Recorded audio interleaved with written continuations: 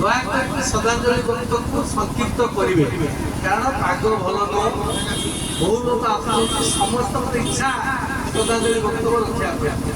ସଂକ୍ଷିପ୍ତ କରି ମୁଁ ବର୍ତ୍ତମାନ ଡାକୁଛି ଆମର ମାଳିଆପିଟା କଲେଜ ପାଗ ମୁହଁ ଟୋକା ହେଲା, ଏମିତି ପଳେଇବ ବର୍ଷା ଆସୁଛି, ଅନ୍ତତଃ ମୁଁ ଯେଉଁ ଅମୂଲ୍ୟ କରୁଛି ସେଟା ଶ୍ରଦ୍ଧାଞ୍ଜଳି ବକ୍ତବ୍ୟ।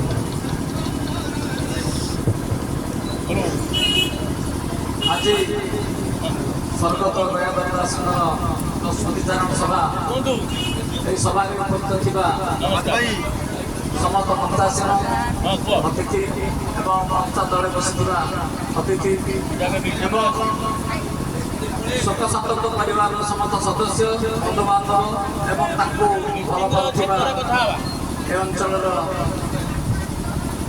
ଅନ୍ତେବାସୀ ବୃନ୍ଦ ଏବଂ ସାମ୍ବାଦିକ ବନ୍ଧୁ, ସମସ୍ତଙ୍କ ବକ୍ତବ୍ୟ ଶୁଣିଲି, ତାଙ୍କର ଜୀବନଶୈଳୀ ବାବଦରେ ମଧ୍ୟ ମୁଁ ଶୁଣିଲି। ସଭାପତିଙ୍କ ନିର୍ଦ୍ଦେଶ, ବକ୍ତବ୍ୟ ସଂକ୍ଷିପ୍ତ। ମୁଁ ଏତିକି କହିବି ଯେ ଜନ୍ମ ହେଇଛୁ, ମୃତ୍ୟୁ ତ ନିଶ୍ଚିତ, ତେଣୁ ସିଏ ତାଙ୍କର କର୍ମମୟ ଜୀବନ ଶେଷ କରି ଆମ ଗଣରୁ ବିଦାୟ ନେଇଛନ୍ତି।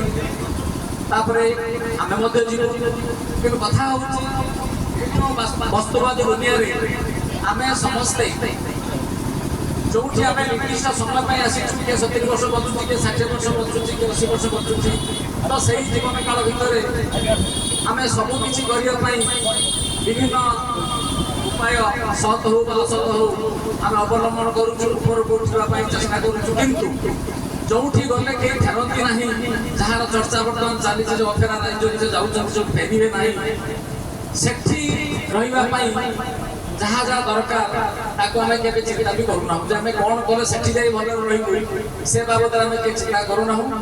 ଆମେ ସମସ୍ତେ ଏଇଠି ଯେତିକି ବର୍ଷ ଆସିଛୁ ସେଇଠି କେମିତି ସୁଖରେ ରହିବୁ, ତା ପାଇଁ ଚଳାବଳେ ବଳସରେ କ'ଣ କରିବା କଥା, ତା ପାଇଁ ଆମେ ବୁଦ୍ଧି ଖର୍ଚ୍ଚ କରୁଛୁ।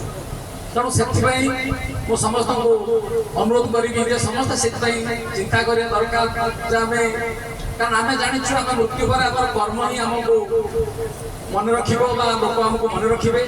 ସେ ଜଣେ ବାମପନ୍ଥୀ ଚିନ୍ତାଧାରାର ଲୋକ ଥିଲେ ଏବଂ ତାଙ୍କର ସାହିତ୍ୟ ଉପରେ ମଧ୍ୟ ତାଙ୍କର ଦକ୍ଷତା ଥିଲା, ଯାହାର ଫଳ ତାଙ୍କର ସୁପୁତ୍ର ଡକ୍ଟର ବିଶ୍ୱରଞ୍ଜନ ଦାସଙ୍କ ଉପରେ ପ୍ରଭାବିତ।